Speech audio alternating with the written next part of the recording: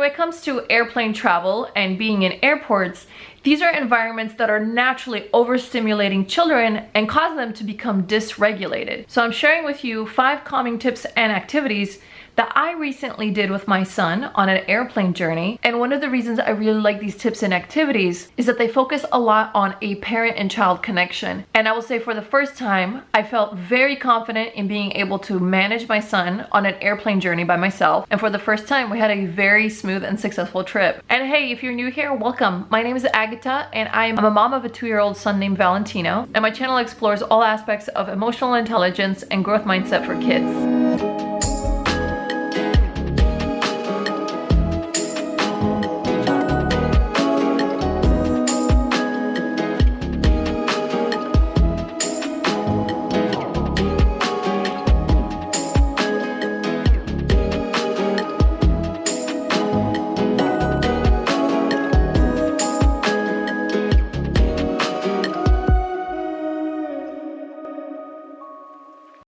I know a lot of parents, including myself, feel a lot of anxiety when it comes to traveling with our kids in the fear of the judgment of other passengers and what they're going to think about our children's behavior on the plane. But when we are in these emotional states of anxiety, it's actually a lot harder to help manage our kids as they pick up on a lot of our verbal and nonverbal cues. So what I try my hardest now is to really exercise empathy when we travel. One of the ways that I do that is when I see myself getting triggered with his emotions starting to flare up, I actually take a breather and I tell myself the only reason that he's doing this is not to be malicious. His regular pattern of operation is being disrupted by this particular trip. So when I do this, it allows me to not be reactive towards his behavior, but instead it allows me to think proactively, what can I do to help him calm down? So the bright lights, the TV screens, and all the announcements that are happening on the airplane are actually not great environments for children, especially when they're already tired and exasperated from your trip. So the number one thing I do now when I get on the plane is that I really aim to calm down his environment. One of the ways that I do that is that I turn off the overhead lights, I pull down the window shade, and I turn off all the front screens that are in front of us. And usually after I calm down the environment, I provide him with one of his favorite blankies and a pillow, as this brings a lot of comfort to him and is very calming. So the next tip comes from one of my most favorite books. It is called The Whole Brain Child, and it is written by Daniel Siegel, who is a specialist when it comes to the social and emotional development of children in the brain. And I'm going to show you how this next tip works, both for really young children who can't communicate yet and for older children who do have communication abilities and skills. And before I share these tips with you, I'm going to give you a quick background on what happens in the brain when we encourage children to self-regulate. So that means helping them to manage and process some of these more difficult emotions that they're feeling. When it comes to our big emotions and regulating our emotions, there are 2 core parts of the brain that help to play a part. The first one is called the amygdala, and it is located in the lower part of the brain. This is where all our big emotions come from, such as fear, anxiety, and anger. The second part of the brain is called the prefrontal cortex, and it is located in the front of the brain. This part of the brain is where we control our logic, empathy, self-control, and control over our emotions. When it comes to regulating our emotions and helping our children regulate their emotions, we want to help our kids move from the lower part of the brain to the front part of the brain, which is the prefrontal cortex. So one way that you can engage the prefrontal cortex when they are in these emotional states, meaning they're in their amygdala, is by simply asking them a series of different questions that engage the prefrontal cortex. So some of these questions could look something like this. Can you share with me how you're feeling right now? So can you share with me what's causing you to feel this way? And you can go even further by asking them, so where are you feeling this in your body? So that is one way that you can connect the downstairs brain with the upstairs brain in children who are able to communicate verbally. Now I'm going to share with you how I apply this technique with my son,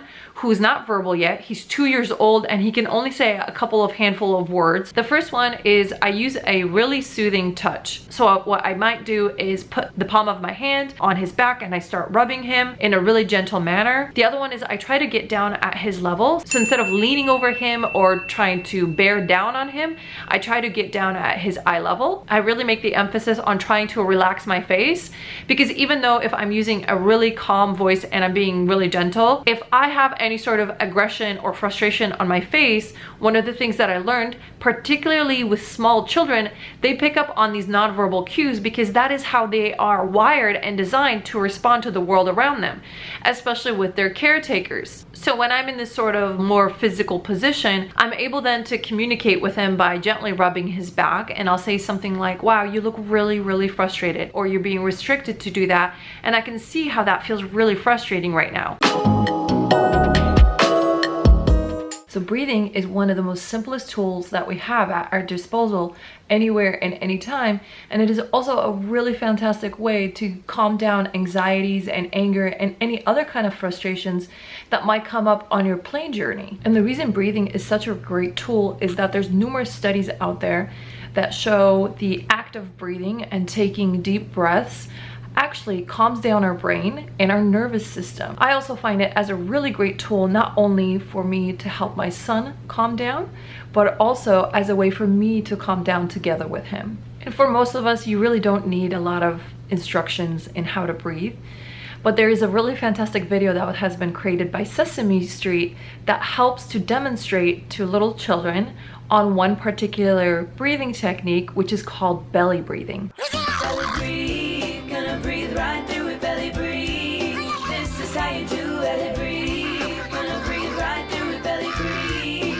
This is how you do it. Put your hands on your tummy, now you're ready to begin. Put your hands on your belly and you slowly breathe in. Bubba breathe, belly, belly, bubba, bubba breathe. Belly, belly, breathe.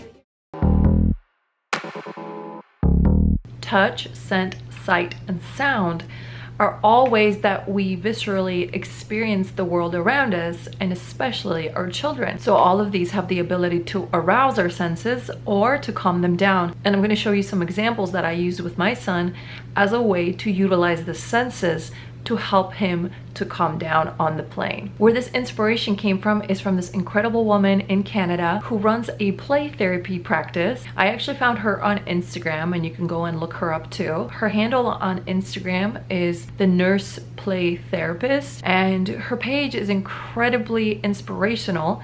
And she recently put out a post on 5 calming techniques utilizing the senses.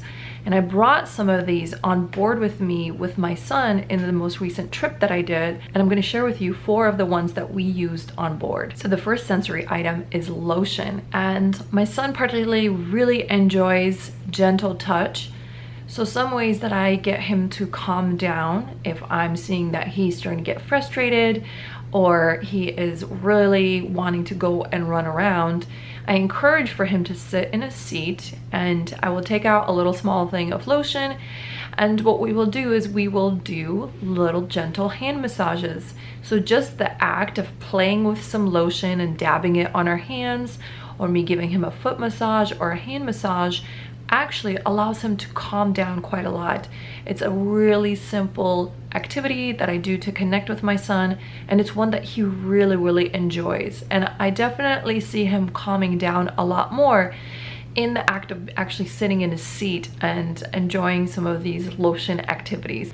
So the second sensory item is Play-Doh, and this one might seem like a really obvious one, but it's a really great one. It's a way that children can utilize and put out energy into the Play-Doh by smushing it or ripping it apart. They can by all means also play with it and utilize it in all kinds of different ways. Because these pots are so small, they really easily fit into any travel bag, and they're just a really, really great tool to have with you. So the next sensory activity is by far my son's #1 favorite, ultimate one, and it's essential oils. One of our favorite essential oil brands at the moment is called Uma, and they have this wonderful travel kit that has these really small little pipettes you can easily throw into your bag. But one of the ways that we explore essential oils is I will usually dab a little bit on my hand and a little bit on my son's hand, and I will encourage us both to inhale this scent.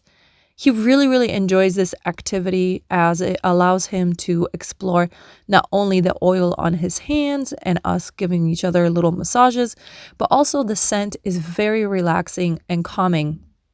So another fantastic option as a way to calm down the senses is through sound. And this can come through listening to gentle or classical music or doing listening meditations. So most people are aware of the app Headspace, and I was pleasantly surprised to discover that Headspace actually has 1-minute listening meditations for children, and they focus on actual deep breathing. Let me know what you thought of this video by either dropping me a comment down below or hitting a thumbs up. And if you haven't done so, I highly encourage you to subscribe and come join my community, as I would love to create more of these videos that are resources for parents as a way to learn about emotional intelligence and what are the different ways that we could practice it and apply it together with our kids. And I will see you in the next video.